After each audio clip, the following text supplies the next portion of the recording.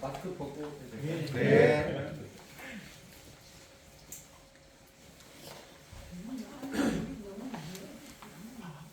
네, 반갑습니다. 다시 인사드리겠습니다. 저는 건강대학교 마음인문화연구소에서 근무하고 있는 박세웅 교무고요. 저는 원기 93년도에 출가를 해서 현재 이제 교무직을 맡고 있습니다.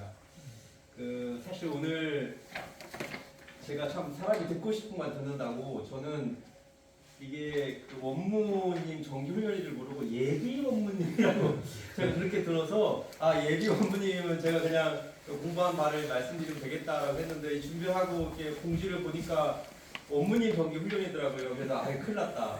이게 지금 이게 제가 나설자에 제가 지금 여기 앉아 계신 분을 쭉 보니까 제가 학생 시절부터 모시고 공부했던 분들도 참 우리 교단에 기라사 같은 어른들도 이렇게 계시는데 제가 이런 어른들 앞에서 일기를 말씀드린다는 게 참 외람되고 그런 생각이 들어서 걱정을 많이 했는데 그렇지만 그럼에도 불구하고 제가 이 자리에 선 이유가 이제 두 가지 이유가 있습니다. 그런 이유들과 함께 오늘 이제 이야기를 나눠볼까 합니다. 오늘 제가 여러 어르신들과 함께 나눌 제목을 일기 후천개벽시대 전략적 수행법 이렇게 제목을 한번 정해봤는데요. 이게 과연 어떤 의미인지 한번 같이 이야기를 나눠봤으면 좋겠습니다.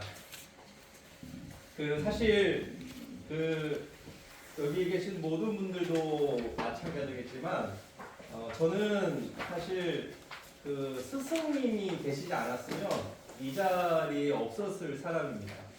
그래서 항상 무엇인가 부족하고 구도하는 마음이 있었지만 자력으로만 뭐든지 안 되는 그런 상황이어서 항상 스승님을 찾아서 다녔고 그리고 또 천만다행히게도 아주 가까운 곳에 크신 스승님들이 계셔서 그런 혼중 속에서 제가 살아왔습니다. 첫 번째로는 제가 학교 다닐 때 좌상 선사님께서 당시 종법사 위에 계셨었는데 그때 이제 늘 이렇게 문답을 하면서 지냈었어요. 근데 어느 날 학생들이 왔는데 문득 그런 말씀을 하세요. 야, 일기법이 우리 공부의 최후의 보루다? 라는 말씀을 하셨어요. 일기가 최후의 보루다. 근데 제가 그 말을 딱 들었는데 제가 아주 충격적이었어요. 왜냐면 저는 학교에서 일기를 쓸 때 일기를 쓰라 하니까 정말 죄송스러운 말씀이지만 때로는 일기거리가 생각이 나지 않아서 시를 쓴 적도 있고요. 좋은 노래 가사말을 쓴 적도 있고 그래도 저녁에 계문을 몇 번 범했지라고 생각하면 생각이 안 나요. 근데 내기는 해야 되니까 대충 적고 유념도 몇 번 했는지 뭐 안 했는지 전혀 제가 정확히 하지도 않고 그냥 일기를 쓰던 참이었는데 불법사님께서 좌상상사님께서 일기가 우리 수행의 최후의 보루다 라는 말씀을 하시니까 제가 딱 충격을 받았어요. 도대체 이게 무슨 의미지? 나는 그동안 일기를 그냥 써왔는데 왜 최후의 보루라는 말씀을 하셨지? 그게 이제 화두가 됐다는 거죠. 그래도 제가 이제 그 당시에는 그 의미를 몰랐지만 나중에 가서야 나 같은 하열한 근기가 일기가 최후의 보루라고 하셨는데 일기마저 무너지면 모든 게 다 무너지겠구나 라는 생각이 들어서 다른 건 잘 못해도 일기만은 놓지 않고 써야겠다는 서원을 그때 제가 학부 2학년 때 세우게 돼서 일기를 쭉 써오게 됐습니다. 그리고 나서 또 다른 스승님은 바로 이제 열반하신 장산종사님. 좌산장사님께서 저에게 일기의 서원을 다시금 세워주시는 어른이시라면 장산종사님께서는 일기의 재미를 알려주신 분이셨어요. 제가 일기를 이렇게 쓰고다 보면 스승님께 문답감동을 저희가 받게 되는데 늘 이렇게 일기를 동지들과 함께 일기를 써서 이제 장산종사님께 토요일마다 가서 이제 문답감동을 하는 거죠. 여러 동지들과 함께. 그런데 감정을 받다 보면 이게 마음이라는 것이 이런 것이구나. 이게 경계를 따라서 내 마음이 흔들려지는 이런 모습들을 실제적으로 있는 그대로를 보게 되고 그리고 그렇게 마음이 보이기 시작하니까 이 습관과 업력에 따라 내 마음이 경계를 따라 이런 마음들이 일어나는 내 어떤 업력의 상황을 보게 되고 그런 것들이 보여지게 되니까 내 마음이 있어지는 원리와 그걸 해결해주는 방법들이 길이 보이기 시작했다는 거죠. 마음이 보이기 시작하니까 마음의 원리가 보이고 원리가 보이니까 해결책이 보인다는 거죠. 그 길이 보인다는 거죠. 그러면서 마음 공부에 재미를 갖게 되게 해주신 스승이 그런 어른이셨습니다. 그래서 그 외에도 뭐 법타원님, 인산공사님 여러 스승들께서 저희들 옆에서 훈중을 해주셨는데 제가 오늘 외람되이 이 자리에 여러분들 앞에 크신 스승님들 앞에 쓴 이유는 제가 뭘 알아서 말씀드린다는 의미로 이 자리에 쓴 게 아니고요. 제가 지금까지 많은 스승님들께서 일기에 대해서 알려주셨는데 그것을 우리 앞에 계신 우리 스승님들께 전해드리고 그리고 다 함께 다시금 일기에 대한 서원을 세우자는 의미로 이렇게 오게 됐습니다. 사실 어느 모임을 가든지 간에 제일 막내가 그것을 정리해서 보고를 하잖아요. 저도 원래 그런 심정입니다. 지금까지 스승님들을 모시고 했던 내용들을 이 자리에서 보고해드리고, 그러니까 특강이 아니고 보고 형식으로 해드리고, 그동안 저 박세웅 교무가 과연 스승님 본의대로 공부를 잘하고 있었는지 없는지 또 우리 스승님들께서 또 한번 검증해 주시고, 그런 마음으로 제가 제자의 마음으로 이 자리에 왔으니까 또 혹여라도 틀린 부분이 있다면 우리 스승님께서 다시 한번 점검해 주시면 서로 이렇게 공부했으면 좋겠습니다. 그래서 오늘의 목표는 거창한 것은 아니고요. 저의 목표와도 같습니다. 그래서 대종사님께서 제 생리세의 목적 아래 일기법을 제정하신 그 본의를 우리가 설명할 수 있다. 그러면서 우리가 신이 생기겠죠. 그 다음에 정전 전체 맥락 가운데서 일기법의 구조 그리고 방법을 이해하고 이것을 아는 것만 그치지 않고 우리 실제 일기 수행에 적용해 볼 수 있다. 그런 다음에 이런 내용들을 통해서 일기에 대한 서원을 확립하고 실천 전략을 또 새롭게 한번 수립해 보겠다. 이것이 이제 목표인데 저의 목표입니다. 네, 이미 다들 하고 계신데 제가 이런 목표를 세우고 공부를 하고 있다. 그래서 이 목표에 맞게 첫 번째, 왜 하필 일기일까? 네, 왜 하필 일기일까? 두 번째, 그럼 이런 일기는 어떻게 이루어져 있을까? 그리고 마지막으로 그럼 이 일기를 어떻게 습관화할 것인가? 아마 여기 계신 어른들이 이미 다 일기를 쓰고 계시고 나름의 어떤 스승님들을 모시고 다 공부했던 분들이라 방법이 구체적으로 무엇이다라고 이야기하는 것보다는 이걸 그럼 어떻게 우리가 체화하고 습관할 것인가 그 부분에 대해서 몇 가지 제 경험담을 통해서 말씀드리고자 합니다. 자, 그러면 왜 하필 일기일까? 자, 마음을 수련하는 종교가에서 무슨 하찮은 일기가 필요한가? 실제로 한 종단의 아주 큰 어르신께서 우리 원불교 정전의 일기법을 보고 실제로 한 말입니다. 아니 지금 그거 뭐 마음 일기 쓰고 그게 뭐가 중요해요? 선 딱 하고 연불하고 기도하고 몇 달씩 굴에 들어가서 정전 독경하고 이래서 한 번에 탁 깨는 그것이 진짜 공부지. 뭐 마음 공부한다는 수련회에서 그 글 뭐 일기 쓰고 이게 무슨 공부가 됩니까? 라고 실질적으로 질문을 합니다. 그럼 여기에서 우리는 뭐라고 답해야 될까요? 뭐라고 답해야 될까요? 자, 다들 아시는 이야기지만 대종사님 초창기에 8시간씩 매일 8시간씩 동화선 3개월을 한 건 알고 계시죠? 2시간 좌선, 2시간 경전, 2시간 강연회화, 2시간은 뭐 했을까요? 일기를 하셨습니다. 일기를 하셨어요. 2시간 동안. 이게 도대체 무슨 의미일까? 왜 대종사님께서는 동화선 그 8시간의 공부 시간 가운데 2시간을 일기로 배정하시면서 우리들로 하여금 훈련을 하게 하셨을까? 이러한 본의들을 우리가 이해한다면 지금에 있어서 우리 일기법이 어떠한 위치에서 우리가 다시금 새겨봐야 될지를 각성을 해야 된다는 필요가 있다는 거죠. 자, 이 질문에 우리가 접근하기 위해서는 두 가지에 대해서 명확히 답을 할 수 있어야 됩니다. 첫 번째, 대종사님은 어떤 분인가? 두 번째, 시대는 과연 어떠한 시대인가? 아니 갑자기 일기를 얘기하면서 대종사님이 어떠한 분이고 시대는 어떤 이게 왜 아는 게 중요할까? 우리는 대종사님을 주세불이라고 얘기합니다. 주세불, 한 세상을 책임지는 성자라는 의미가 주세불입니다. 그러나 과거 시대의 주세불은 대종사님뿐만이 아니셨죠. 부처님이나 예수님이나 공자님이나 다 한 시대를 담당한 주세불이셨습니다. 그러면 대종사님은 어떤 주세불이신가요? 그 수많은 주세불들과 다른 차이점이 뭘까요?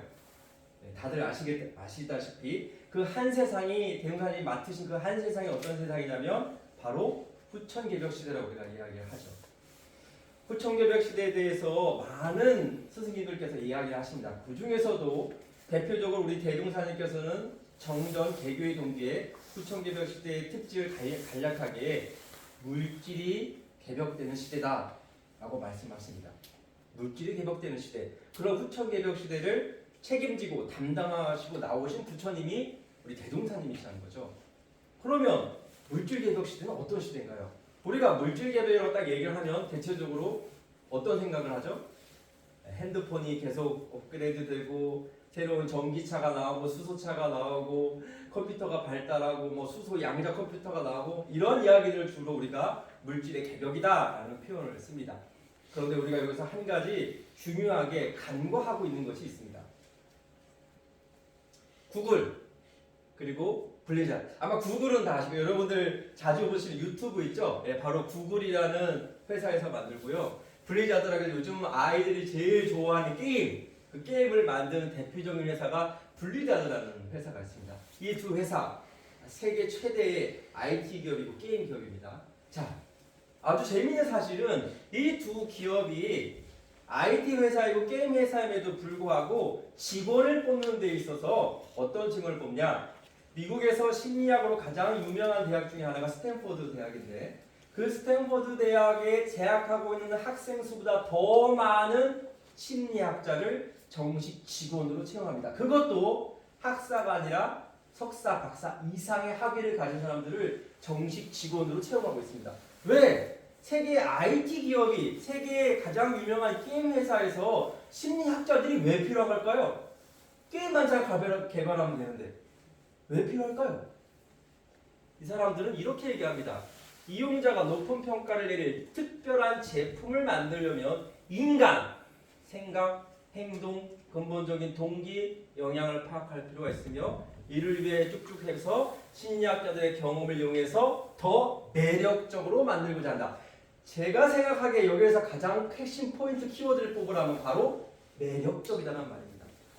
물질 생산하는 데 있어서 매력적으로 만든다. 이 말을 이 개발자들의 입장에서는 매력적이지만 우리들 소비자들의 입장, 즉 물질을 사용하는 우리들의 입장에서의 매력적인 말은 뭘까요? 우리의 마음을 빼앗아가게끔 만든다는 겁니다. 유튜브, 구글, 컴퓨터 이 세상에 많은 것들이 결국 이 심리학자들에 의해서 인간을 연구해서 인간의 생각, 마음, 행동 패턴 이런 것들을 연구해서 그 물질의 세계에 빠져들면 거기에 쓰나미처럼 우리가 빨려 들어갈 수 없게끔 지금 물질 세계의 시스템 자체가 그렇게 돼 있다는 거죠. 우리 여성 어머님께서 좋아하시는 아닌가요? 백화점. 네. 백화점의 가장 큰 특징은 뭔가요? 창문이 없습니다. 왜 창문을 안 만들었을까요? 백화점에 가면 엘리베이터는 항상 구석에 있고 가운데 에스컬레이터가 있습니다. 왜 그렇게 만들었을까요? 건축학적인 그 생산성으로 봤을 때는 유리를 하는 게 훨씬 더 경제적입니다. 그럼에도 불구하고 유리 창문을 만들지 않고 통으로 만들어요. 왜 그랬을까요? 해가 지는 거. 그렇죠. 밖을 보지 못하게. 밖을 보면 뭘 알 수 있습니까? 시간을 알 수 있습니다. 아, 저녁이구나, 오후구나. 시간을 차단시킨 거예요. 그래서 백화점에 가면 시계가 없습니다. 오늘 다음에 한번 가도 백화점 가볼 때 찾아보세요. 어디에 시계가 있나? 시계 없어요. 네. 그리고 숫자 9를 사용합니다. 왜 숫자 9를 사용하죠? 10,000원보다는 9,990원이 더 싸다고 느끼죠. 네. 그리고 마트에 가서 우리가 물건을 구입할 때 왜 물건을 구입하는 항상 그 옆에 초콜릿이나 껌이나 그런 소소한 사탕류가 왜 거기에 들어있을까? 한 번도 우리는 생각해보지 않고 그저 보고 구매를 합니다. 그러나 그 모든 물건의 배열들은 단순히 거기다 놓은 것이 아니라 우리의 심리와 행동 패턴을 다 연구해서 마트에 들어오는 순간부터 우리의 마음이 무의식에 작동해서 끌려갈 수 없게끔 물질의 노예 생활이 될 수밖에 없게끔 이 사회 구조, 물질의 전략 자체가 그렇게 되어 있다는 거죠. 이것이 대종사님께서 후천개벽 시대에 얘기한 물질 세력이라는 본질입니다. 단순히 밖에 외형적으로 발달되는 것이 아니라 우리의 마음을 어떻게 뺏어갈까? 그 하얀 가운을 입은 아주 최고의 두뇌들이 우리의 마음을 어떻게 뺏어갈까? 어떻게 유혹할까? 어떻게 하면 나한테 올까? 라는 것을 연구한다는 거죠. 그래서 우리는 물질을 사용하는 데 있어서 선택이 아니라 어쩌면 조종당한 것일지도 모른다. 수세기 동안 우리는 더 많이 먹고 더 많이 만들고 더 많이 사용하고 있습니다. 하지만 그런 모든 물질들이 결국 무기화되어가고 있다. 자, 그러면 이러한 이 후천개벽의 시대를 우리 대종사님께서도 예언을 하셨다는 거죠. 네, 그렇죠. 자, 그러면서 이 모든 그 물질 세력이 쓰나미처럼 밀려오고 있는데 우리는 지금 어떤 대비를 하고 있냐는 거죠. 우리 인류는 거의 무방비 상태예요. 거의 무방비 상태죠. 그렇기 때문에 우리 대종사님께서는 그 생활이 어찌 파랑고에가 없어야 돼. 그 절박함과 그 간절함을 이 단어에 묻혀놓으셨다. 그 생활이 어찌 파랑고에가 없을까? 자, 그러면서 여러분들이 이제 정전 개교의 동기를 대체적으로 보게 되면 이런 단어들이 눈에 띕니다. 쇠약, 세력, 항복, 지배, 노예. 이거 어디서 쓰는 말이죠? 네, 전쟁 용어입니다. 그 성스러운 경전에 왜 우리 대종사님께서는 전쟁 용어를 이렇게 갖다 썼을까요? 쇠약, 세력, 항복, 지배, 노예. 자, 이 의미를 알 수 있는 것은 저는 수행품 58장의 내용, 바로 마음 난리다. 마음 난리다라는 표현을 썼다는 거죠. 아마 이 본문을 여러분들께서 다시 한번 보시면 될 것 같고, 그래서 정전의 모든 훈련법은 대종사님께서 병법이다. 병법이다. 그래서 일기법 또한 병법이 될 수 있는 거고, 그래서 일기법을 종합적으로 얘기하자면 지피지기, 너를 알고, 경계를 알고, 너를 알고, 그리고 나를 아는 그 조사, 그에 따른 계획과 실행, 그리고 반성, 또다시 조사, 계획, 실행, 반성이라는 전략적 구조의 특징을 갖고 있는 게 저희의 일기법입니다. 일기. 자, 그래서 결론적으로 왜 이 시대에 하필 일기냐? 왜 대종사님께서 일기를 굳이 훈련법으로서 그렇게 강조해서 우리가 하게 하셨냐? 그 의미를 조금이나마 우리가 알 수 있겠죠. 후천개벽 시대에 반드시 성공하는 불공법으로서 일기법을 내놓으신 거고, 이 반드시 성공하는 불공법으로서의 일기법이 선악비처 남녀노소를 막론하고 누구나 당신과 똑같은 부처를 만들고자 했던 그런 간절한 염원이 있으셨기 때문에 법을 이와 같이 만들어 주셨다. 시대에 맞게 그렇게 이해할 수 있을 겁니다. 그래서 대종사님이 어떤 분이냐, 시대가 어떠한 시대냐, 이것을 명확히 우리가 인지를 해야 일기법이 어떠한 의미를 담고 있는지를 다시 한번 우리가 재상기할 수 있다는 거죠. 이것은 일기법뿐만 아니라 우리 스승님께서 항상 그러셨어요. 우리 교리를 이해하고 해석하는 데 있어서 우리 대종사님과 대종사님 맡으신 이 시대가 어떤 시대인지 그것을 명확히 아는 것이 아주 중요하다는 것을 다시 한번 이제 말씀드릴 수 있을 것 같습니다. 자, 그러면 이제 읽기 어떤 목적을 우리가 대강 이제 알았다면, 자, 일기법은 그럼 어떻게 이루어져 있는가, 그 구조와 내용에 대해서 한번 살펴보도록 하겠습니다. 자, 첫 번째 일기법의 교리적 위치를 볼 텐데, 자, 이건 아마 이제 여러분들 이제 다 알고 있는 내용입니다. 이게 정전 차례죠. 총서편, 교의편, 수행편. 그래서 총서편에서는 이제 간략히 이념을 밝히신 거다. 개교의 동기로서 재생의세 이념을 밝히신 거죠. 그러면 그러한 재생의세를 이루기 위한 방법적 대의를 우리 대종사님께서는 진리적 종교의 신앙과 사실적 도덕의 훈련으로서 잡아주셨죠. 그리고 이러한 이념을 실현하기 위한 원리로서 이런상의 진리를 밝혀주시고, 그리고 인과봉의 신학문, 진공의 수행문을 통해서 사은사요, 상합팔조, 그걸 다시 인생요도, 공부요도로 묶어서 원리를 밝혀주시고, 그 다음에 그것을 실현하는 위한 방법으로서 일상서의 요법, 이렇게 밝혀주셨다는 거죠. 여기까지. 자, 이 내용은 제가 따로 설명을 드리지 않아도 다 아는 기본적인 내용이니까 간략히만 이 말씀을 한다면, 진리적 종교의 신앙, 진리라는 말을 반대가 미신이죠. 미신이라는 게 뭐죠? 아무리 원인 행위를 할지라도 결과가 보장되지 않는 걸 미신이라고 합니다. 그러면 진리라는 건요, 인과보응의 원리에 맞추면 원인 행위를 하면 반드시 결과가 보장되는 그러한 신앙체계에 맞춰서 우리 신앙문을 만들어줬다는 것이죠. 다시 말해, 사의를 실천하면 반드시 이 세상에 평화의 결과가 보장되고, 사유를 실천하면 반드시 사유라는 인을 심으면 반드시 이 세상에 전반의 세계, 평등의 세계가 확실히 온다는 그 과를 보장하게 해주신 그런 인과공의 신앙 체계로 만들어졌다는 거예요. 구체적으로는요. 천지은을 하면 덕화만방이 되고, 그렇죠? 보모은을 하면 삼세 보본이 되고, 동포은을 하면 공생공영이요. 그리고 법률을 하면 대자유의 세계가 반드시 보장된다.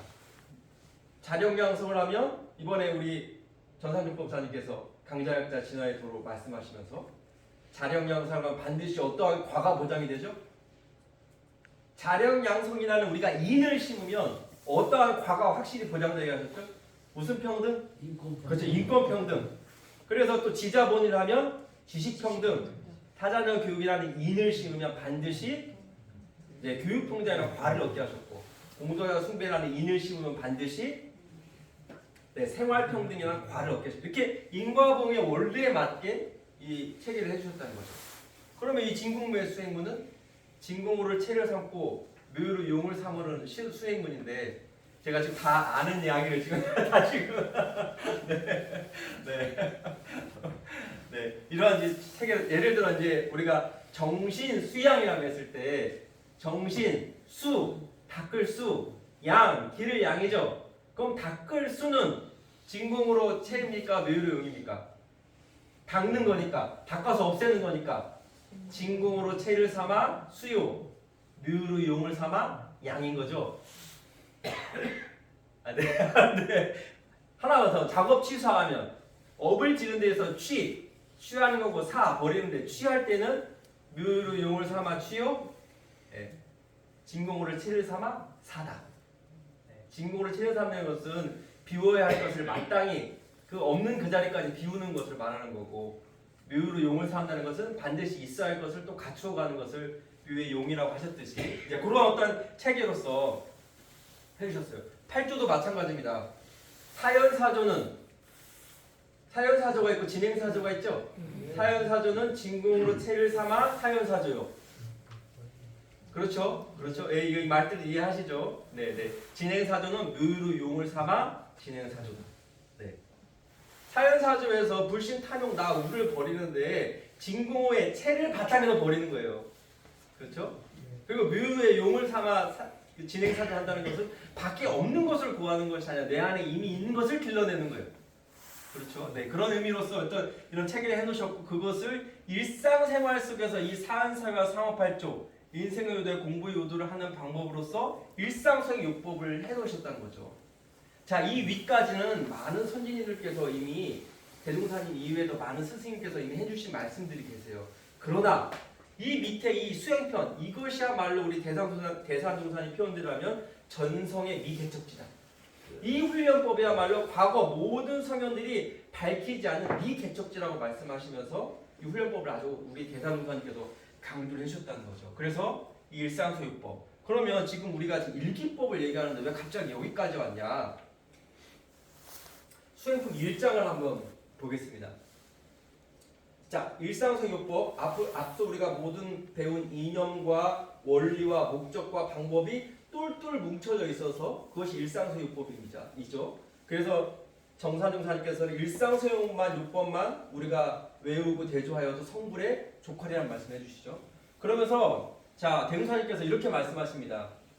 자, 일상소유법을 조속으로 외계하는 것은 자, 글만 외라는 것이 아니라 날로 한 번씩 또 세밀히는 경기를 대할 때마다 탈피라는 것이다. 그럼 그걸 언제까지 하라는 거냐 했을 때 대조하고 또 대조하고 챙기고 또 챙겨서 필경은 챙기지 아니라도 저절되는 경지에 이르기까지, 그때까지 우리가 일상소유법을 해라는 거죠. 네, 그때까지.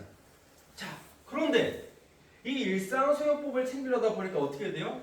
챙기지 아니하고 어찌 그 마음을 닦을 수 있으려 그랬어요. 왜 그러셨죠? 앞에? 그렇죠. 우리의 마음은 잡음은 있어지고 놓음은 없어진다. 그래서 이 챙기는 마음을 이 챙기지 아니하고 어찌 그 마음을 닦을 수 있으려 하셨죠. 이 우리 마음의 세계가 그렇다는 거죠. 자, 그러면서 이 챙기는 마음을 실현시키기 위해서 여기서 이 챙기는 마음의 이 이는 뭘 가르치는 거예요? 이게 지시대명사라는데 여기 뭐죠? 이 챙기는 마음의 이가 뭐예요? 뭘 챙기라는 거예요? 그렇죠. 일상수행요법. 경계를 대할 때마다 이 일상수행요법을 잊지 않고 챙기는 그 마음을 실현시키기 위해서 뭘 만들었다? 상시 운용 주의사항과 교장 내용 주의사항을 정하였다. 다시 말해 상시 훈련법은 일상수행 요법을 챙겨서 실현시키기 위한 거라는 거예요. 그러니까 우리 저기 일반 교도님들한테 얘기하면 아니 왜 원불경 일상수행 요법도 하라고 상시 훈련도 하라고 연불도 하라고 정기 훈련도 뭐 이렇게 할 게 많아요라고 말씀하시는데 대종사님 본의에 따르면 그거 일맥상통이에요. 하나의 일을 지금 하는 거예요. 자, 그런데 이 챙기는 마음을 실현시키기 위해서 훈련법을 정했어요. 자, 그러면서 여기까지만 했으면 우리 대종사님이 아니시죠. 또 하나의 장치를, 그게 뭐죠? 그것을 조사하기 위해서 일기법을 두었다. 조사하기 위해서. 자, 그럼 우리가 교리 전체에 일기법이 어떠한 위치에 있는지를 다시 한번 확인을 하는 거죠. 자, 교리는 이러해요. 이념과 원리는 이러한단 말이죠. 그럼 이러한 이념과 원리를 실제적으로 수행편에서 제1장 이 일상수요법으로 이 모든 것들을 다 구현하게 하셨는데 그럼 뒤에 건 뭐냐? 바로 이 일상수요법을 생활 속에서 잊지 않고 챙기는 마음을 그것을 실현시키기 위해서 훈련법을 정해주신 것이고 그 훈련법이 되고 있는지 잘 되고 있는지 안 되고 있는지 그것을 조사하고 다시 계획하고 실천해보고 반성하고 또 다시 조사하고 이렇게 전략적으로 수행하기 위한 법으로서 일기법을 만들어줬다는 거예요. 이 지금 일기법의 위치가 어디인지를 아마 아실 거라는 생각이 듭니다. 사실 여기 이제 우사님 계신 우사님께서 저 학생 때 이거를 이제 실제적으로 그 훈련하는 거 이거는 각계 전투고 이렇게 훈련법을 이렇게 실제 군인 훈련법을 설명해 주셔서 저는 그것이 딱 아주 적실하다는 생각이 드는데 아무튼 이제 그런 예시로도 우리가 알 수 있습니다. 네. 자, 그래서 이렇게 해놓으셨다. 자, 이 말을 제가 어디 가서 드리면 숨이 턱턱 막히신다. 우리 대원장께서는 아니 뭐 하나만 만들어 놓으시면 되지. 이거 하기 위해서 이거 하라고 하고 이거 하기 위해서 이거 하라고 또 그거 됐는지 안 됐는지 또 막 조사하고 물샐 틈 없이 여기 보세요. 숨 막히다 이거죠. 물샐 틈 없이 이렇게 해놨다. 우리 여기 계시는 우리 스승님들께서도 우리 대원장님 이 훈련법 보면 숨이 탁탁 막히시고 그러시네요. 저는 이 말씀 듣고 예전에 막 펑펑 운 적이 있어요. 이 법문 맞들고. 왜 그랬냐면, 이 물샐 틈 없이 만들어 놓으신 게 저 때문에 이렇게 만들어 놓으신 것 같은 거예요. 나 때문에. 그 누구도 아닌 나 때문에. 이 하열한 근기, 방심만 하면 마음이 다른 데 가버리고, 뭐만 하려고 하면 마음이 또 다른 데 가버리니까, 그런 마음을 왔다 갔다 하는 이 하열한 근기라도 붙잡아서 붙여 만들려고 하셨던 열의로 만들려고 했던 그런 간절한 마음이 있으셨기에 이 법을 물샐 틈 없이 해놓으신 것이지 저 같은 사람 이 대우사님 법 안 만났으면 다른 데 갔으면 지금 뭐 하고 있을지 몰라요. 네. 결국 대자 대비의 방편으로서 물샐 틈 없이 해놓은 것이지 결국 우리를 괴롭히려고 해놓으신 게 아니시다. 네, 그 말씀을 다시 한번 드리게 됩니다.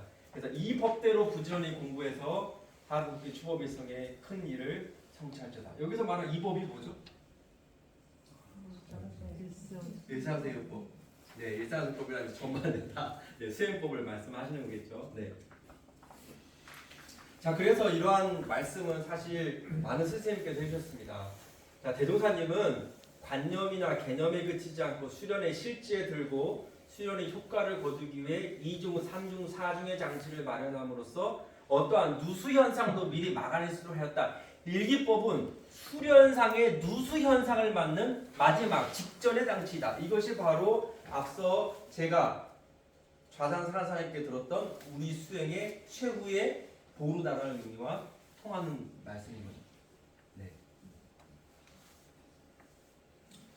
자, 이렇게 또 말씀하셨습니다. 좌상사사님께서는 원불교 교리는 1차적으로는 우리의 실행 방향을 사막발조와 사행사유 그리고 솔성요론과 계문 등을 설정하여 실행해야 할 일, 하지 말아야 할 일들을 밝혔다. 그리고 그 실현을 위해서 2차적으로 정규훈련법과 상시훈련법. 뭘 실행하는 거예요? 뭘 실행하는 거? 네. 우리 어떤 교리, 내용, 일상수행법이죠. 자, 그것을 마련했고 또 무시성법도 마련해서 다양한 각도에서 수행사의 정곡을 공략하며 점점 압축해 갈 수 있도록 했다. 그러고도 있을 수 있는 누수 현상을 놓치지 않기 위해 1급법이나 신분 검사를 마련해서 마지막 방역법까지 설치함으로써 이른바 물샐 틈 없는 조치로 수행상의 완벽을 기하고 있다라고 전원 사사님께서 말씀을 해주셨습니다. 예. 그렇기 때문에 우리가 저는 그렇습니다. 지금 만약 일기를 쓰고 있지 않다. 그러면 나도 모르게 어디엔가 수행상 누수가 발생되고 있다고 생각하셔도 좋습니다. 네. 일기를 내가 지금 쓰고 있지 않다. 분명 어딘가에 누수가 지금 생기고 있다. 자, 그래서 다시 한번 이 일기에 대해 서원을 세우고 이렇게까지 해주신 우리 대종사님의 그 뜨거운 대자대비를 우리가 마음속 깊이 그 성자의 그 간절하심을 느끼면 우리가 일기에 또 다른 정성을 내지 않을 수 없지 않을까라는 생각을 하게 됩니다. 자, 그러면 지금까지 교리적 어떤 위치를 일기법의 어떤 위치를 봤고요. 자, 그러면 이제 일기의 이제 구체적인 내용을 봤을 때 일기법과 훈련법은 서로 연관되어서 우리가 볼 수밖에 없다는 거죠. 자, 이제 다들 아시겠지만 상시 훈련법이 있고 정기 훈련법이 있고, 자, 이 아까 전에 말씀드렸지만 이것을 조사 점검하기 위한 거라고 했잖아요. 그래서 그 상시 훈련법을 조사하고 점검하고 실질적으로 단련하기 위한 법으로서 상시 일기법이 있는 거고, 상시 일기법은 상시훈 주의사항과 교환대항시 주의사항이 있습니다.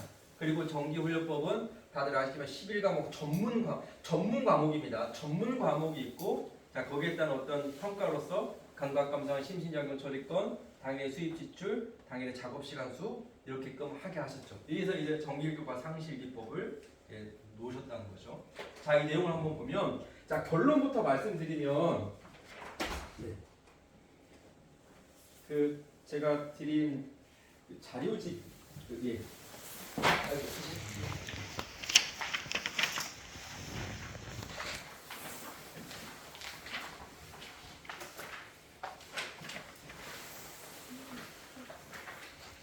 자료집 16쪽 맨 위에 제가 결론이라고 해놓은 부분 있잖아요. 사실 다른 건 다 잊어버리셔도 좋습니다. 이것만 우리가 잊지 않고 일기법을 대한다면 우리의 수행상에 아마 도움이 되지 않을까 생각이 드는데, 결론은 이겁니다. 상시일기라는 것은 상시훈련법을 사실적으로 조사 점검하고 체계적으로 실현하도록 도와주는 것이고, 정기일기는 정기훈련법을 사실적으로 조사 점검하고 체계적으로 실현하도록 도와주는 것이다. 자, 그러면 정말 그렇게 되어 있는지를 한번 우리가 몇 가지 예를 들어서 한번 살펴보겠습니다. 상시훈련 주의사항 1조. 상시훈련 주의사항 1조. 뭐죠? 운전하는데 운전한 생각으로 취사하기를 주의할 것이오. 자, 1조는 상시일기법에서 유무형으로 체크하게 했습니다. 이거 지금 명료하게 이해하시죠? 자, 유무형이 뭐죠? 네, 어떠한 조항을 정해놓고 하기로 한 일과 안 하기로 한 일을 잊어버리지 않냐고 취사하는 그 주의심, 그 취사하는 주의심이라고 하니까 앞에 온전 생각 없지 않습니까 하는데, 그 취사의 말에 온전 생각이 다 들어있는 겁니다. 그 온전 생각, 취사 더하기 주의심이 대우사님께서 정의하신 유념입니다. 온전한 생각, 취사 플러스 주의심, 그게 유념이라는 거죠. 자, 그래서 상시훈련 주장 1조 온전한 생각으로 취사하기를 주의할 것이오를 했냐 안 했냐, 그 실질적인 점검을 유무념으로 하겠고, 점검뿐만 아니라 실제 유무념 공부를 통해서 이 1조를 실현하게 하신 거예요. 실현하게. 그렇죠? 네. 상시훈련 주장 1조 유무념 공부. 그 이제 응용하는데 미리 연마하기를 주의할 것이 있고, 자, 3조, 4조, 5조는 3조는 노는 시간 있고 오면 경전법규 연습하기를 주의할 것이요. 4조는 경전법규 연습하기를 대강 마친 사람은 의디 연마하기를 주의할 것이고, 5조는 석반의한 살림을 다 마쳤으면 새벽이나 저녁에 연불과 자성하기를 주의할 것이요. 학습 상황이라는 게 뭐죠? 대웅사님께서 이 학습 상황을 어떻게 정의하셨죠? 수양과 연구의 각 과목은 그 시간수를 계제한다. 자, 여기서 말하는 이 학습사항이란 바로 3조, 4조, 5조를 조사하고 점검하고 실현하게끔 하는, 실현하도록 도와주게끔 하는 것이라는 거 우리가 알 수 있다는 거예요. 이 6조는 이 1, 2, 3, 4, 5조 아까 말한 그 일기법이 제가 전략적으로 돼 있다 했잖아요. 조사하고 점검하고 반성해서 다시금 또 돌아가서 조사하고 실행해보고 반성해보고 또 다시 계획해서 조사하고, 자 이런 어떤 그 전략적 시스템으로 되어 있다고 우리가 볼 수가 있습니다. 자 그리고 또 하나는 교당영시 주의사항. 자 예외 입선. 자 이거 제가 아주 우리 교단의 심각한 문제 중에 하나로 제가 생각하는 건데, 문제라기보다는 우리가 빨리 벗어내야 될 하나의 숙제라고 보는데, 예외 입선, 여러분들 예외 입선은 우리 대목사님께서 어떻게 체크하라고 하셨죠? 예외 입선 보면 자 예외 참석 여부를 참석 여부를 체크하게끔 되어 있어요. 그러니까 이거 어떻게 하죠? 그러다 보니까 저희 상시일기 그 표에도 보면 한 달에 4번 했다 안 했다. 아 나 4번 체크했으면 아 예외 입선 체크 끝. 그 중에서도 뭐 동화선이 있었으면 뭐 5번, 6번 정도. 이것이 한 달에 체크하는 것으로 끝이에요. 그럼 이게 그 예외 했냐 안 했냐 그 출석 여부 체크하는 게 이것의 본일까요? 아닙니다. 네. 이건 대종사님께서 예외 입선 그 출석했냐 안 했냐 그거 조사하라고 하신 게 아니에요. 뭘 하라는 거냐? 예외 입선, 이 상시기법의 예외 입선은 상시훈련법의 교당내용시 주의사항 6조 전체를 점검하는 예외 입선이에요. 전체 점검. 그럼 이것이 대종사님 본인에 맞는 건? 예, 맞습니다. 불법 연구의 통치 조작 규약이라는 곳에 보면 그 제가 교도가 교무부에 와서 해야 할 일이라는 것이 있습니다. 거기에 보면 대운사님께서 그날에 와서 이 입선은 이 교당내용시 주의사항 이 6가지를 다 체크하게 했어요. 내가 일일이 문답하기를 주의했냐, 감정 얻었냐, 패후 얻었냐, 네, 이것을 다 체크하는 것이 예외 입선 체크이지 예외에 그냥 예외에 출석했냐 그게 아니라는 거예요. 네, 그래서 여기에 지금 우리 스승님들께서도 꼭 이 부분을 이미 뭐 알고 계시는 분들 계시겠지만 현장에 나가셔서 이거 꼭 상일기법이고 전에 이 6조항을 함께 점검하는 것으로서의 예외 입선이다. 그럼 여기 또 계문이라는 것이 있죠. 자, 이런 의심이 우리가 들 수 있어요. 자, 계문은 하지 말라는 거죠.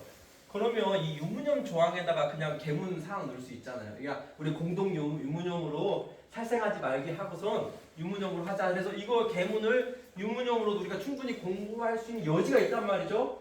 그럼에도 불구하고 왜 대종사님께서는 계문이라는 조항을 상시일기법에 따로 두어서 계문을 만드셨을까? 그것도 30계문을 단계에 맞게. 이것을 우리가 또 한번 그 본의를 짐작해 봐야 한다는 거죠. 자, 한 가지 예를 들면 그런 겁니다. 우리가 자동차를 타고 가다 보면 좌회전하시오, 우회전하시오, 뭐 여기서는 뭐 동물이 튀어나오니까 조심하시오 이런 교통 표지판들이 있죠.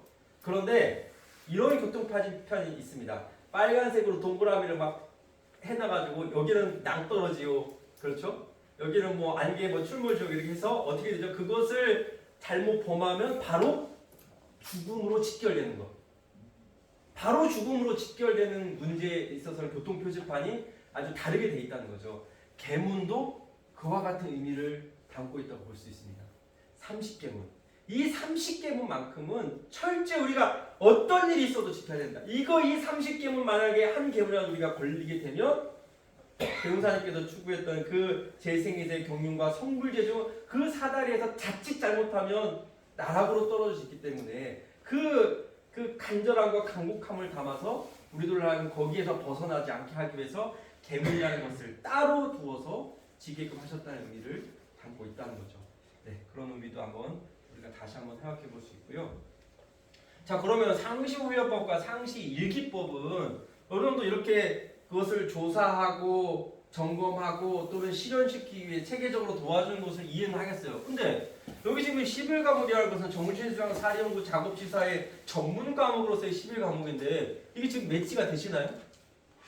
이게 지금 뭐 잘 안 맞다는 생각이 일단 이거는 어느 정도 그래도 매칭이 되는데 이거는 이 정기일기법이 정기훈련법을 조사하고 점검하고 체계적으로 실현될 수 있도록 도와주는 것이라고 약간 좀 의아해할 수 있다는 거죠. 그렇죠? 네, 이 문제에 대해서 제가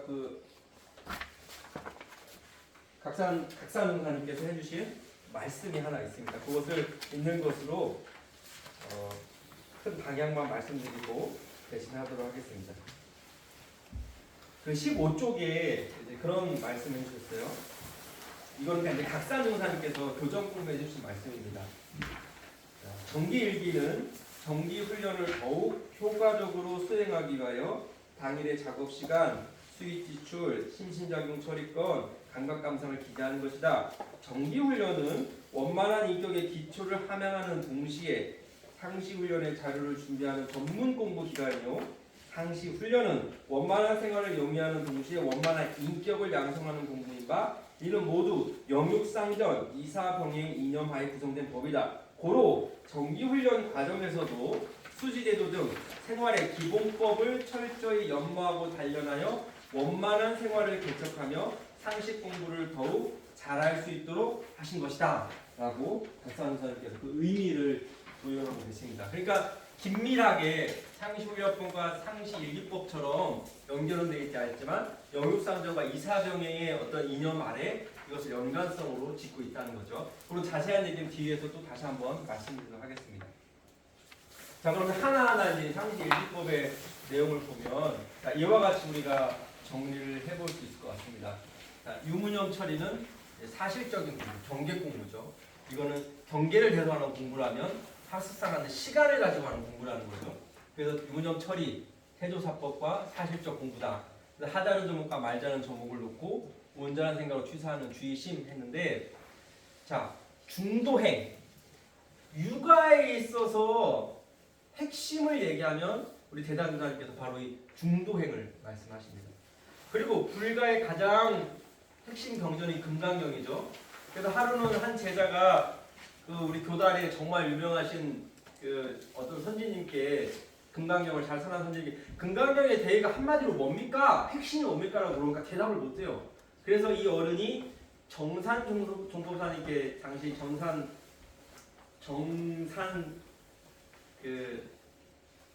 스승님께 찾아가서 여쭤봐요. 금강경의 대의를 한마디로 얘기하면 뭡니까? 라고 하니까 응무소주 이생기십니다.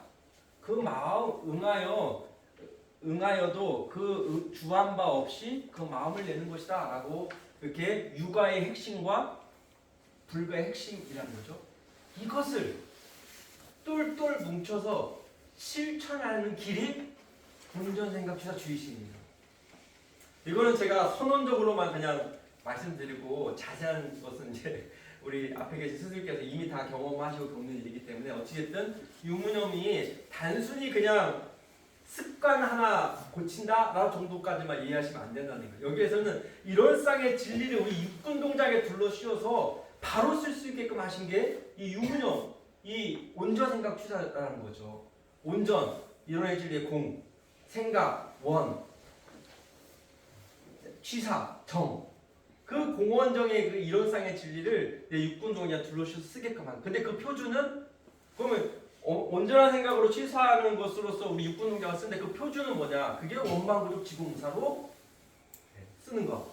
네, 이렇게까지 우리가 이제 이야기를 할 수 있다는 거죠. 어쨌든 이런 어떤 방향도 일단 한번 말씀을 드리고 학습 상황은 결국은 일과 등경으로서 우리가 이야기할 시간 관리이기 때문에 그래서 연불 좌선하는 시간, 또 경전 법규 연마하는 시간을 마련해줬고 예외 입선도 아까 여러 가지 이제 말씀을 드렸지만 이 문답감정 회원하는 것을 통해서 결국은 신맥 법맥의 사실적 훈련이 되겠다. 우리가 이제 저도 이제 학생들을 가르치다 보면 학생들이 착각하는 게 신심은 타고나는 것으로 알고 있어요.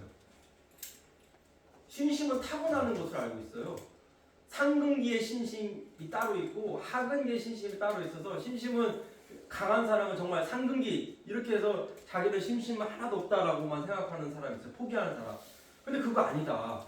대웅사님께서는 신심도 적궁하게 하셨어요. 신심도 키우게 하셨다는 거죠. 그래서 전상국법사님께서 그러셨죠.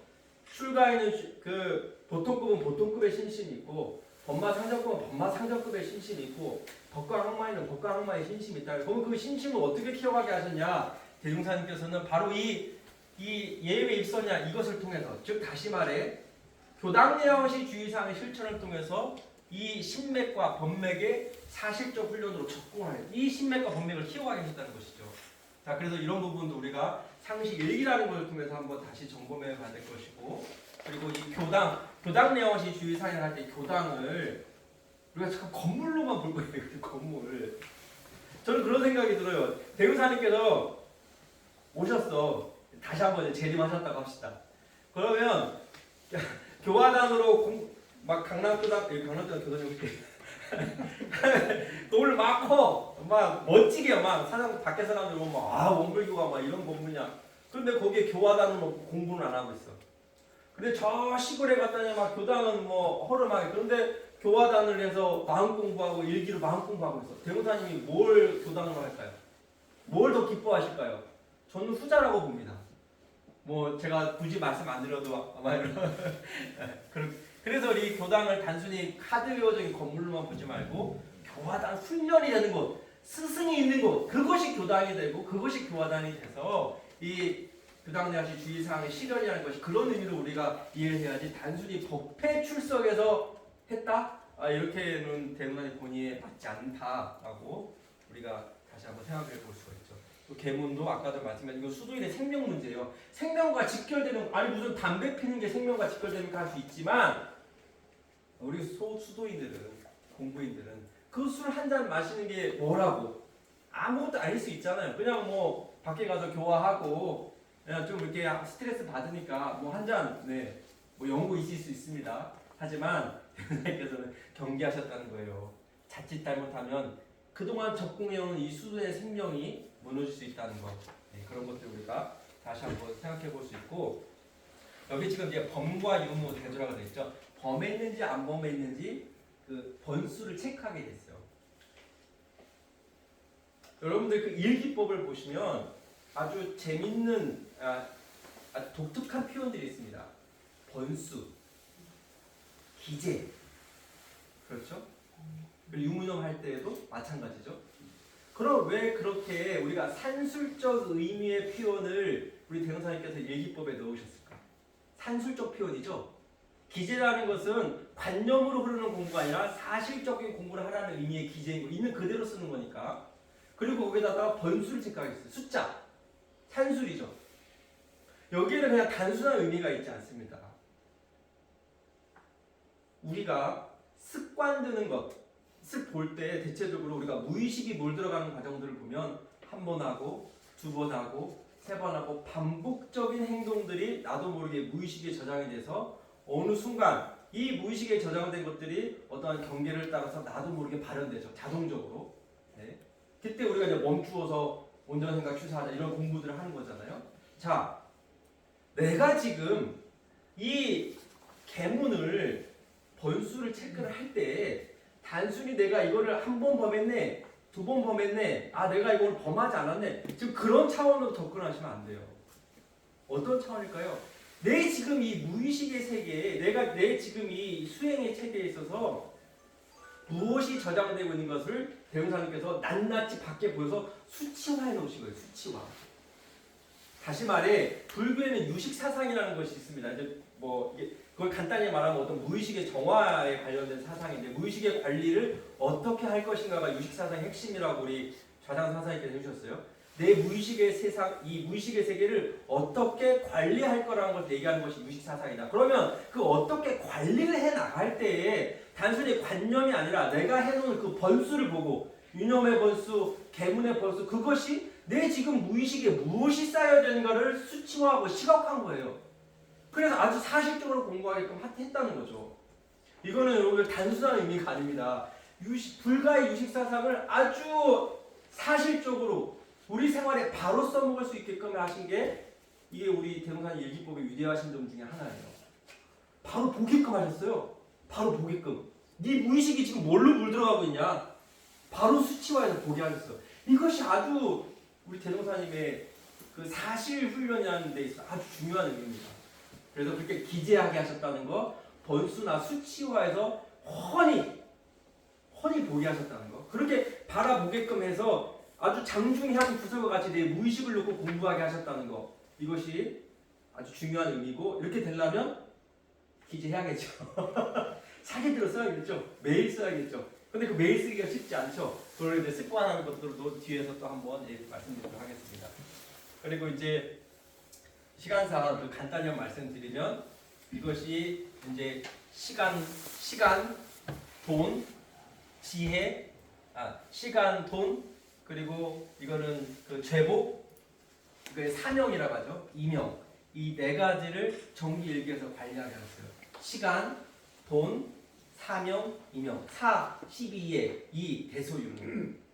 그럼 왜 대종사님께서는 정기일기 가운데 이 돈, 시간, 사명, 이명 이 네 가지를 왜 정기훈련이나 특수한 그 공부 과정 속에서 이거를 실제로 단련하게 하셨을까? 라는 것을 우리가 다시 한번 깊게 생각해 볼 필요가 있습니다. 네.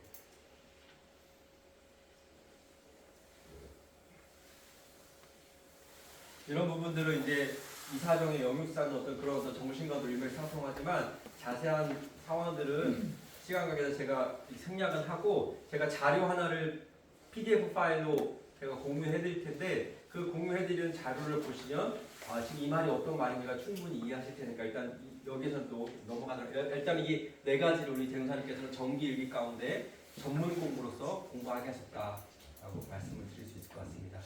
네. 여기서 그냥 한 가지만 좀 짚자면 여기 지금 심신작용 처리권 감각감사 우리가 이제 대체적으로 그러니까 원불교 일기 얘기하면 대체적으로 심신작용 처리권 감각감사 어떤 주로 삼죠. 그런데 이제 이것도 중요합니다. 중요하지만 앞서 말씀드렸다시피 일기의 어떤 근본 본인은 일상생활법 그리고 일상생활 챙기는 마음을 잃어버리지 않게 해서 훈련 그 훈련을 조사하고 점검하고 반성하고 실행하겠다는 것 이런 의미에서 일기라는 것을 꼭 염두에 잊지 마시고 그런 가운데서도 심신작용 감각감상을 다시 한번 우리가 상기할 필요가 있다는 거죠. 그럼 심신작용 차이를 왜 쓰라고 하셨냐라고 했을 때 대웅사님께서는 시비를 감정해서 죄복의 결상 이게 첫 번째예요. 죄복의 결상 이걸 나오려면 어떻게 되죠? 시비가 감정이 돼야 돼요. 근데 이것이 혼자가 안 되니까 스스로 감정도 하지만 스승님께 문답 감정 반드시 스승님 문답 감정이 있어야 됩니다. 그리고 두 번째가 뭐죠? 취사의 능력. 똑같은 일을 계속 반복해. 똑같은 경기에 또 반복하고 똑같은 또 반복하고 그것이 아니라 그 경기에 힘을 쌓아서 다음에는 그렇지 않게 할 취사의 능력. 이 두 가지의 목표가 확실히 이 심신작용 처리권 쓰는 데서 드러나야지 그것이 드러나지 않는다면 우리가 대웅사님 본인이 지금 맞게 하고 있는 걸 다시 한번 점검해봐야 된다는 거죠. 심신작용 처리권을 쓰되 반드시 시비감정에서 죄복결상이 나와야 되고 취사의 능력이 내가 향상되고 있는가를 점검해 봐야 된다는 거죠. 네, 뭐 이 부분은 또 이미 다 아실 테니까 이 정도까지만 넘어가도록 하겠습니다.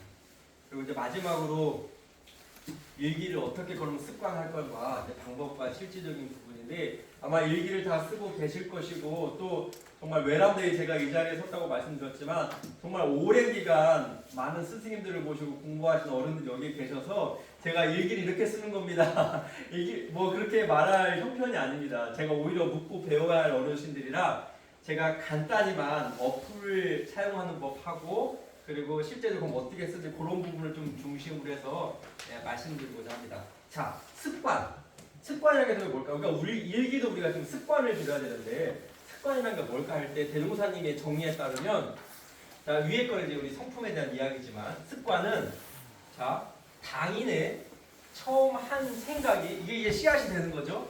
그런데 좌우의 모든 인연이 응하고 또 응하는 가운데 이루어지는 것. 좌우의 모든 인연이 응하고 응하는 저는 이 부분에 초점을 맞춥니다. 물론 처음에 한 생각도 중요하지만 이 한 생각이 이 주변에 좌우의 인연이 응하고 응하는 거에 계속 도와준다는 거죠. 자 그러면 언제까지 차차 익어서 힘들지 아니하고도 자연히 골라내는 것 그것을 대운사님께서는 습관이다 그랬어요. 습관이다. 습관의 정의를 이렇게 내리셨죠. 대운사님께서. 자 원리는 처음에 한 생각이 응하고 또 응해. 주변에 인연이 응하고 또 응하고 또 응해. 그러다가 힘들지 않고도 자연히 골라지는 것. 자 이것을 이용해서 우리가 그러면 이 현 시대에 맞게 이 일기라는 것을 어떻게 습관 들일 수 있을 것인가 라고 한번 생각을 해보겠습니다.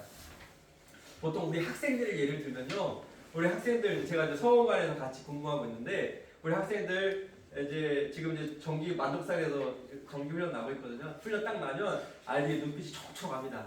뭔가 이제 해보겠다 이거죠. 열심히. 그래서 새 학기에 딱 들어오면 막 유문형도 멋지게 정하고 일기도 이제 꾸준히 쓰기 시작합니다. 그러다가 중간고사쯤 되면 뭐 이렇게 싹 이렇게 네? 패턴 아시죠? 그러다가 이게 싹 이제 그러면서 이제 습관이 안 되니까 또 억지로 하고 또 이렇게 놓기도 하고 이제 그런 것들이 계속 반복이 돼요.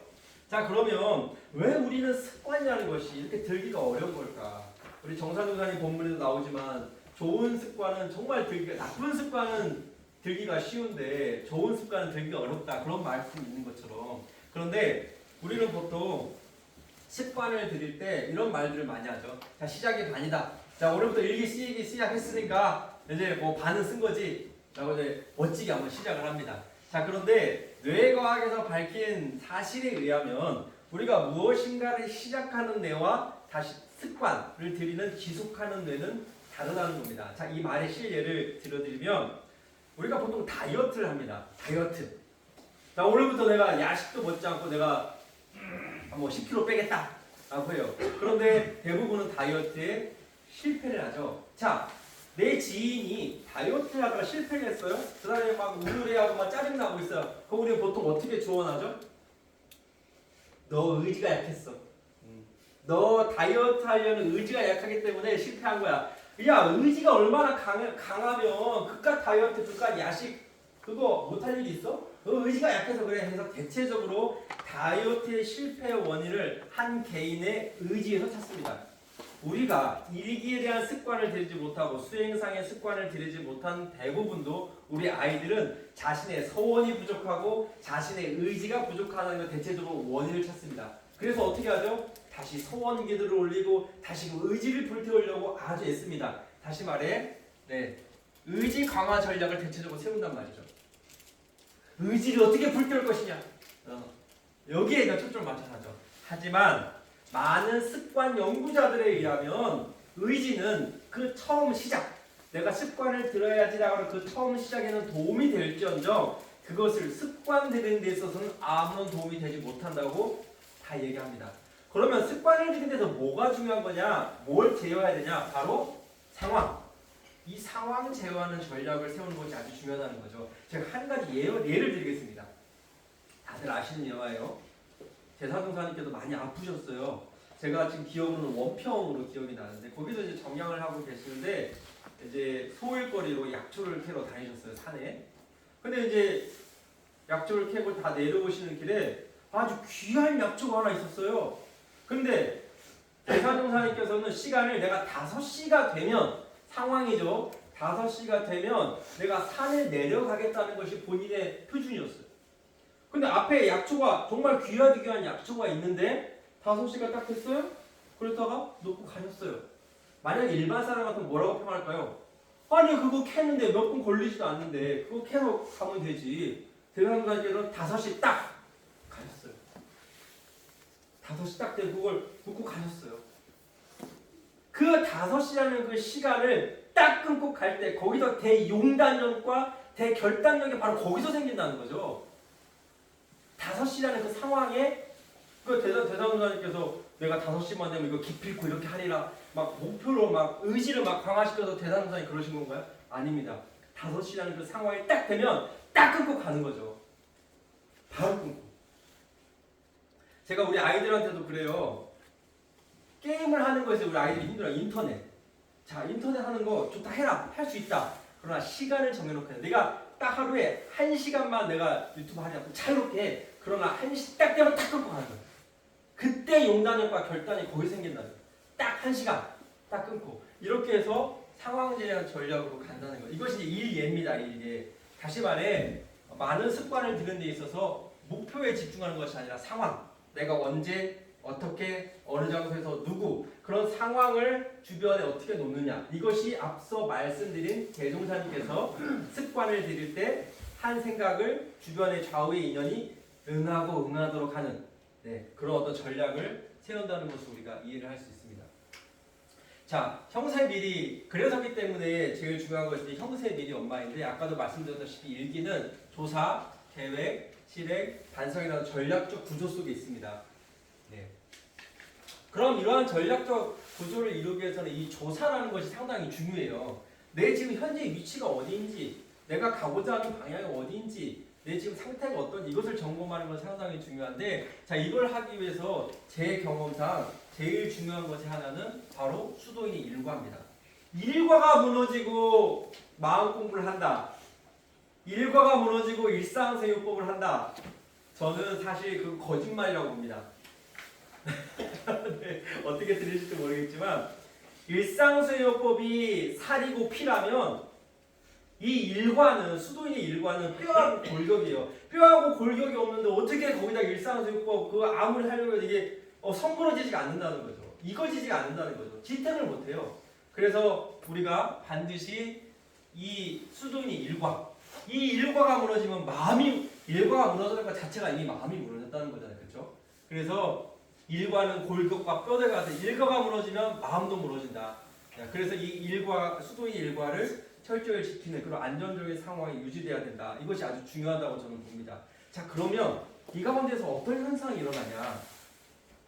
우리가 방이 지저분한 곳에서 자기 물건을 찾으려고 하면 어렵죠. 그런데 방이 깨끗하고 안정된 상태에서 머리카락 떨어지는 것은 바로 발견하죠.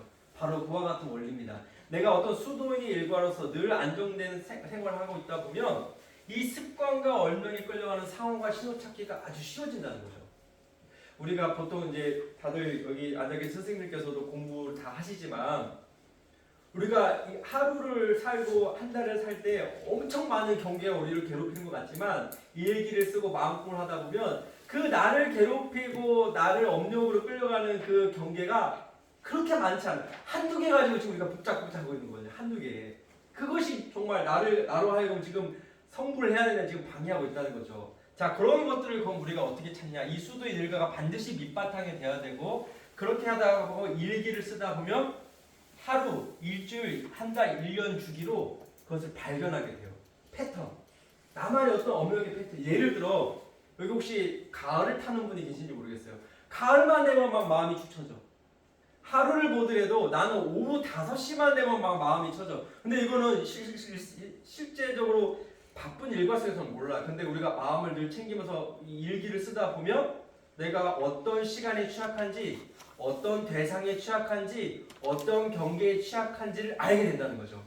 네. 그래서 이 시간, 대상, 상황에 따라 반복적으로 하는 행위, 반복적인 일기가 있어요. 반복적인 그런 습관과 업력에 끌려가는 상황과 신호를 찾게 되고 이때서야 비로소 우리는 실질적인 나의 안에 아주 나만의 실질적인 공부에 들어가게 된다는 거죠. 이런 것들을 우리가 찾게 되면 이 습관과 업력을 가지고 실질적인 유무용 조항을 선정을 하는 겁니다. 우리가 유무용 조항을 하는 데 있어서 대부분 실패하는 원인이 많겠지만 저는 첫 번째 간절함이라고 봅니다. 간절함. 그럼 왜 간절하지 않을까요?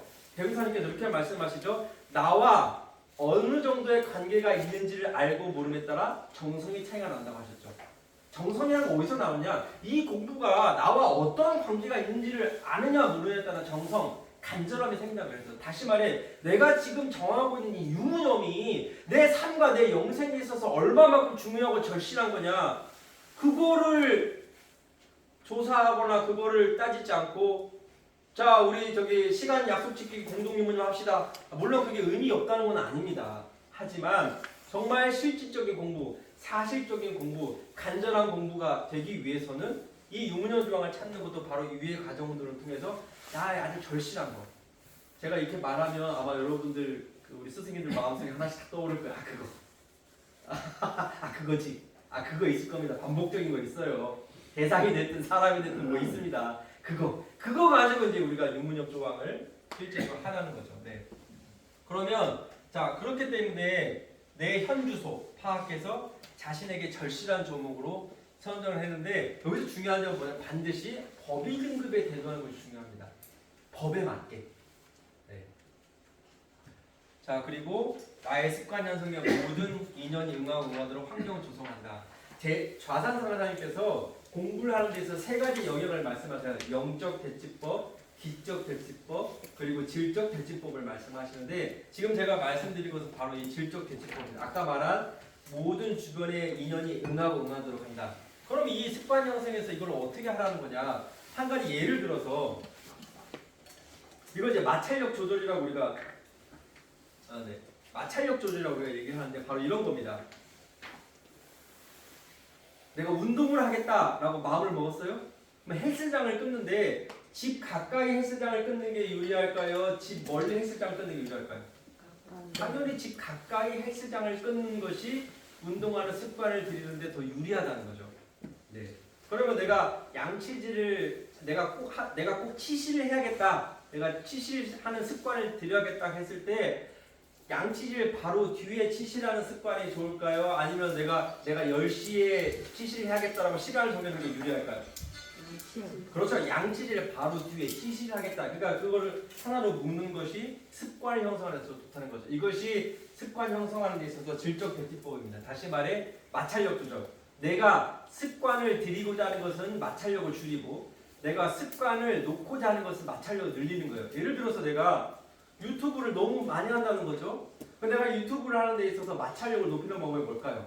이거를 바탕화면에 놓는 것과 폴더를 만들어서 한 3-4번 해야 유튜브 그걸 만들 수 있어 라고 했을 때 여러분들 그 공간이 생겨서 훨씬 습관을 들이기, 유무념을 하기에 더 쉽다는 거죠. 이와 같이 마찰력 조절하는 것 이런 것도 여러 가지 여러분들 상황 속에 맞게 하실 수 있다는 거죠. 어쨌든 이런 이제 공부로서 우리가 일기를 실제적으로 습관화 할 수 있는 방법들이 있다는 것을 이제 말씀을 드리고 두 번째 이제 그 아까 말씀드린 이 습관들이가 어렵고 유무념하기가 어렵잖아요. 그런데 이거를 제가 핸드폰 안 갖고 왔네요. 제가 실제적으로 쓰는 어플인데 이게 지금 저희가 개발한 어플입니다. 영산 서당대 정형기 교수님이 아이디어를 주로 내셨고 제가 이거를 이제 국가 사업을 따서 실제적으로 만든 아마 들어본 분들 계실 거예요.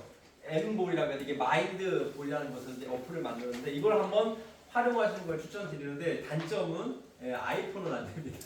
네, 안드로이드만 일단 됐고요. 이 구글 플레이 가서 M볼 치시면 다운받을 수 있고 자기 이메일을 통해서 회원가입 통해서 로그인을 합니다. 자, 그럼 이런 화면이 뜹니다. 자, 이게 뭐냐면 여기 설정에 가서 장문 화면 사용하면 핸드폰 화면을 딱 키면 이게 되는 거예요.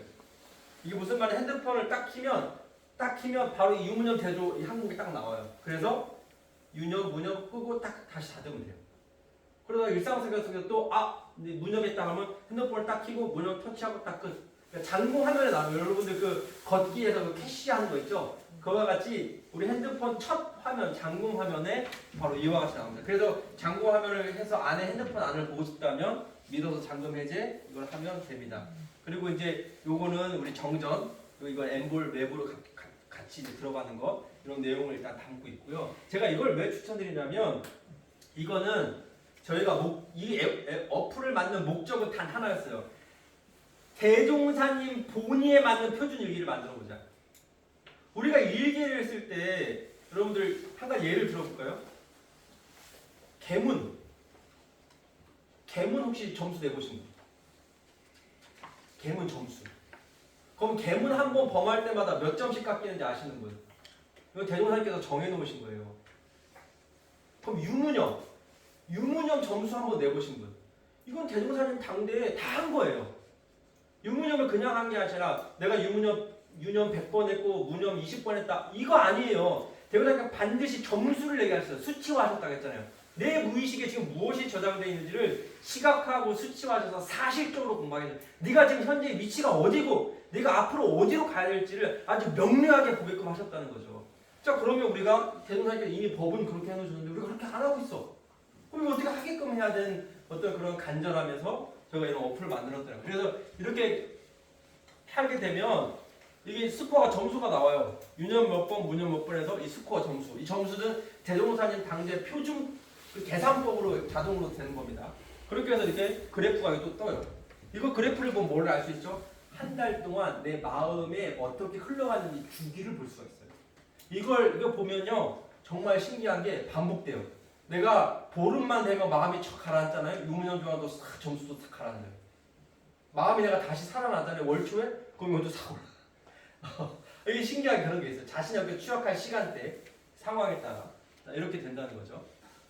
그리고 온전 생각 취사도 그것도 점수마게 하셨다는 거죠. 자, 그렇게 해서 이 30훈련법도 반드시 수치화해서 점수 매기게 하셨고, 그걸 실제적으로 그래프화하게 했고, 또 특이한 점은 여기 이제 좌선 시간을 딱 좌선 이 표를 딱 누르면 이게 지금 그 저희가 그 좌선 전산정보사님께서 이 시간 좀 줄이라고 해서 저희가 5분으로 다시 줄이긴 했는데 여기 목표 설정이 있어요. 내가 이번 달은 내가 어떻게 하든지 10분 동안 내가 단전을 해보리라. 목표 설정을 딱 해놓으면 내가 지금 이게 그래프에 따라 내가 목표를 얼마큼 다가갔는지 이게 시각화하는 거죠.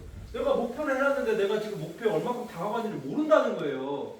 동기부여가 안 돼요. 평가가 안 돼요. 내 위치가 지금 어딘지 몰라요. 위치를 모르면 갈 방향을 모르는 거랑 똑같아요. 여러분들 내비게이션 딱 키면 내비게이션이 제일 먼저 뭘 하죠? 자기가 지금 어디 있는지를 찾아요. 목표를 먼저 찾는 게 아니라 자기가 지금 어디 있는지를 먼저 찾는 게 내비게이션. 우리가 수행상에 있어서도 마찬가지입니다. 내가 지금 어디 있는지를 알아야 그 다음 가죠. 내가 어디 있는지를 관념적으로 알잖아요. 네, 관념적으로 수행을 가는 겁니다. 근데 내가 어디 있는지를 사실적으로 알잖아요. 그럼 수행은 사실적으로 가는 겁니다. 지금 이걸 아는 거. 그래서 이렇게 목표 설정을 정확히 해서 실질적인 공부가 되게 했고, 네, 계문도 마찬가지로 여기 지금 점수가 있죠. 네, 계문 한 점당 대우사님께서는 7.5점이 감점되게 하셨어요. 근데 아주 무서운 사실은 뭐냐면, 자, 만약에 연고점을 해서 내가 한 번 해서 7.5점이 깎이잖아요. 그러면 이것이 연고점 계문 하나에 대한 7.5점이 깎이는 게 아니에요. 특신급 전체에 대한 7.5점입니다. 이거는 그만큼 우리 대웅사님께서 계문을 아주 강조하셨다는 거예요. 한 종목이 아니라 연고점이 지금 특신급에 있잖아요. 그거 딱 되면 특신급 전체에 대한 점수가 확 깎여버려요. 네, 7.5점씩. 자, 그렇게 해서 실질적으로 이제 공부를 진짜 하게 하셨고, 이것도 이제 그래프로 나타나게 해놨습니다. 그러면 한 중간쯤 가면 이거 이제 진심, 이거 나태, 이거 다 나오기 시작합니다. 네, 이 희한하게 자신만의 패턴이 있어요, 주기가. 그거를 이제 발견을 하자는 거죠, 우리가 습관과 업력을. 자, 이렇게 해서 실제적으로 다 하는 것이 아니라 평택이라고 하죠. 그 체크해서 이제 계문도 하게끔 했고, 일기도 심시정철권 감각감상, 경계찾기 이렇게 해서 실제로 이제 컴퓨터 이렇게 핸드폰을 쓰게끔 이렇게 일단 해놨습니다. 네. 자, 이제 마무리할 때가 됐는데요. 제가 참 좋아하는 우리 대단 스승님 공사님 본문인데, 정성이 다른 것이 아니라 쉬었다 이으면 그것이 성이다. 천년을 지속해서도 천년 후 쉬면 성이 아니고 100년을 쉬었어도 100년 후 다시 이으면 성이다. 쉬었다 이으면 그것이 성이다. 우리가 한 번도 쉬지 않는 것, 물론 그것도 성이지만 쉬었는데 그것을 다시 잇는 것, 그것도 성이라는 거죠. 물론 이제 이 자리에 계신 우리 스승님들께서도 일기를 당분간 놓으셨던 분도 계시고, 뭐 이 강의를 듣고 한번 이걸 다시 써봐야겠다는 생각하는 분 계실 텐데, 그동안 내가 너무 못했어, 내가 안 했어, 그래서 좀 나는 안 돼, 이런 마음보다는 대단자님께서 100년 쉬었어도 다시 이으면 성이다. 그 초심에, 그 서원에, 그 원무하시려고 하셨던 그 서원서 내실 때 그 마음 있잖아요. 그 마음에 다시 이어서 시작하면 성이다. 이 스승님께서 선언하셨는데 뭘 더 의심합니까? 그게 성이라고 하셨는데. 그래서 어쨌든 그런데 우리가 꾸준히 하다가도 쉬면 그건 성이 아니라고 하셨듯이, 우리가 쉬운 것을 다시 초심에 붙여서 이으고 다시 서원에 붙여서 이어가서 다시금 일기에 대해서 우리가 대동사님의 간절하신 염원, 나 같은 사람이라도 붙여 만들려고 하셨던 그 마음, 그 지극하신 자비심을 우리가 정말 마음속 깊이 느낀다면 일기의 어떤 이 소중함을 다시 한번 느껴서 서원을 좀 세우고 다시금 정리했으면 좋겠습니다. 일기법에 대해서 저뿐만 아니라 많은 스승님들께서 이미 많은 본문을 해주시고, 이 자리에 계신 우리 스승님께서 이미 현장에서 일기에 대해서 일가견을 이루시고 공부하신 거 다 알고 있습니다. 그래서 제가 사실 이제 여쭤보고 배워드릴 입장인데, 오늘 이제 외람데이 이렇게 말씀드린 것은, 지금까지 드린 말씀은 제 말씀이 아니라 제가 스승님들께 배운 말씀을 앵무새처럼 이렇게 전달해 드렸고, 어쨌든 이런 본의에 맞게 우리가 스승님들 대동사님께서 만들어 주신 그 표준 일기에 맞게 우리가 어떻게 좀 해보려고 노력하는 모습들이 있어졌으면 좋겠고 그 고심점이 우리 원무님들이 되셔주시기를 다시 한번 염원 드리고요. 이상으로 해서 제 부족한 강의 마치도록 하겠습니다. 네, 감사합니다.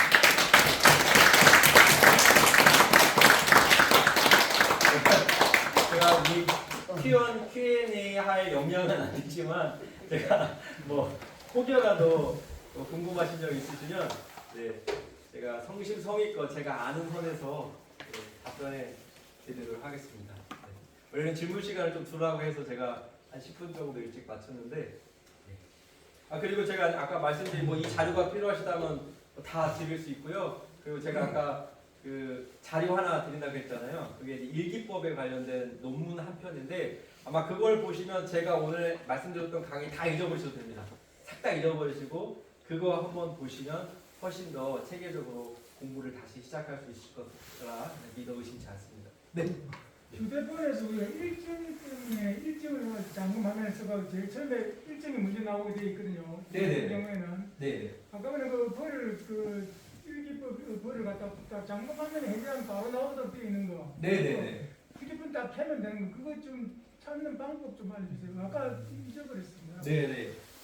그건요. 어플을 처음 이렇게 설치를 하시면 뭐라고 그랬어요? 예, 이제 이 영어로 치셔야 됩니다. M볼 딱 치시면 엠볼 네, 예. 이거 이제 설치하시고 로그인은 이메일하고 패스워드 예, 하시면 됩니다. 간단하다면 그 플레이스토어나 구글에 들어가서 네, 맞습니다. 플레이스토어에 들어가시면 여기에서 뭘 치우는데 엠볼이 뭐 스펠링 어떻게 돼요? M E A L L 네. 네. EALL 네.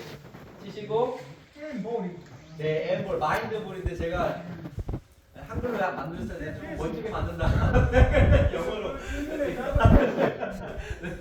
그래서 여기 이제 설정에 들어가시면 잠금화면 사용이라는 것이 있어요. 이걸 딱 누르시면 자동으로 이것이 최우선순위로 잠금화면 일정할 때 일정을 제일 처음 깔 때 그렇게 해볼까랍니다. 내일 네네. 아침 일정을 봐야 되기 때문에. 네네네.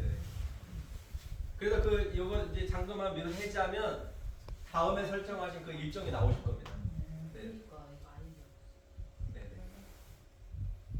자 이렇게 네 진행되고 어쨌든 이거는 사실 하나의 작은 시도였습니다. 아까도 말씀드렸지만 이거의 목표는 단 하나였어요. 대종사님 본의에 맞는 표준 일기법 제정. 이것이 저희의 가장 기본적인 목표였고 지금 이제 저는 이제 나름대로 쓰고 있는데 처음에는 이게 이제 많이들 쓰시다가 점점 이게 또 제가 이제 이게 사비로 지금 관리하고 있거든요. 제 개인 돈으로. 그러다 보니까 이게 서버도 늘려야 되고 막 관리도 해야 되는데 제가 너무 여력이 안 돼서 관리를 잘 못하다 보니까 한두 명씩 이탈을 하셔서 지금 이게 사용자 수가 많지는 않지만 어쨌든 이것이 초석이 돼서 나중에라도 큰 자본이 투입이 된다. 좀 더 멋지게 좀 만들어서 본의에 맞는 그런 훈련법이 이거 만들었을 때 좌장 사사님께서 엄청 좋아하셨거든요. 그런데 그 그냥 그 스승님 뜻을 못 받아들여서 제가 항상 죄송스럽고 그렇습니다. 네.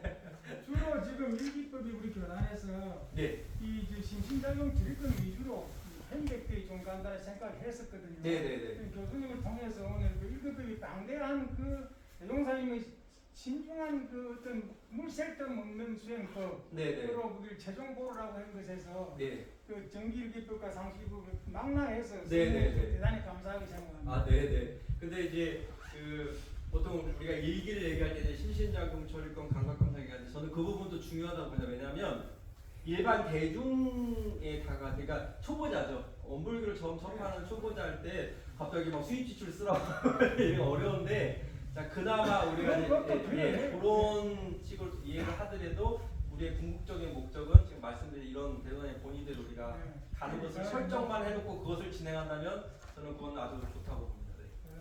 네. 네, 그럼 네. 금사님 왜 갑자기 왜 그러세요? 잘 들었어요. 네. 근데 제가 이제 저는 이제 사주가 사실 대종사님의 이제 일기법은 정말 우리가 순번한 진길이잖아요. 아까 말씀하신 대로 가장 우리가 보면 기본이 이제 일관련이죠. 네, 일관련이 되지 않으면은 뭐다 틀어지고 있는데 질문은 뭐냐면은 그 장에서도 이게 이제 일기법이 우리가 쉽게 생활화되면서 대중화돼야 되는데 아까 말씀을 하셨는데 정말 우리가 어떻게 접근할까? 우리 교도들이 지금 굉장히 어렵게 생각을 하고 지금 저도 매일 쓰는데 그게 다 못 써요. 진짜 이거 절대 할 수 없는 것들이 있잖아요. 그래서 이것을 어떻게 좀 우리 최영규께서 이제 많은 연말을 하셨으니까 어떻게 좀 접근을 하는 게 우리 교도들이 쉽게 좀 할 수 있을까? 그게 좀 혹시 연망을 있으면. 그러니까 이제 그런 문제들 때문에 저희가 이 어플을 개발된 이유이기도 해요. 그러니까 이 종이로 쓰려다 보니까 이것도 계산해고 저것도 계산해고 원래 제가 그 대동사님 당대 동화선 8시간 공부 가운데 2시간이 일기라고 했잖아요. 그게 2시간일 수밖에 없어요. 이거 다 일일이 계산하고 하고 하려면 2시간이 필요해요, 정말로. 그러다 보니까 이제 지금 시대가 말씀하신 급변하는 시대고 대중들의 입맛에도 맞게 쉽게 접근해야 되기 때문에 그런 이제 일환으로서 저희가 이제 자동화 시스템이라고 하죠. 이게 체크만 하면 저절로 점수화되고 저절로 보일 수 있게끔. 그래서 이렇게 만든 거고 사실 저도 처음에 이제 우리 공사님께서 고민하신 것처럼 이것이 이제 처음에는 이걸 막 쓰고 하는데 한 30분이 걸려요. 그러면 이 30분이 또 일반 현대인들한테는 또 소중한 시간이거든요. 근데 이게 재밌는 건 뭐냐면 하다 보면 짧아져요. 네. 하다 보면 짧아져요. 그래서 저는 일기를 길게 안 쓰는데 저는 5분에서 10분?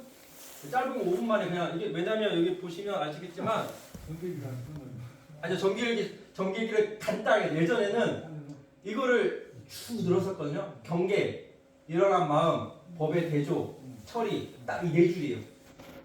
간단하게 되게 어렸을 때 학생 때는 막 줄리 봤어요. 경계 이랬는데 그놈의 자식 죽여 패 말어 막 잡어 어떻게 원망하는 마 일어나다 이걸 어떻게 할까 이렇게 막 쭉 썼단 말이에요. 막 일기를 막 거의 뭐 레포트 쓰듯이. 그런데 이게 이게 시간이 흐를수록 딱딱 잡는 거죠. 경계에 따라 일어난 마음 어떻게 처리했는지 대소유무 네, 이렇게 해서 그 망명을 분석할 필요는 없습니다. 예? 망명을 따라가서 분석할 필요는 없습니다. 네네네네. 그래서 아까도 말씀드렸다시피 심신작용 처리권을 쓸 때 중요한 건 딱 2가지예요. 본이 뭐였죠?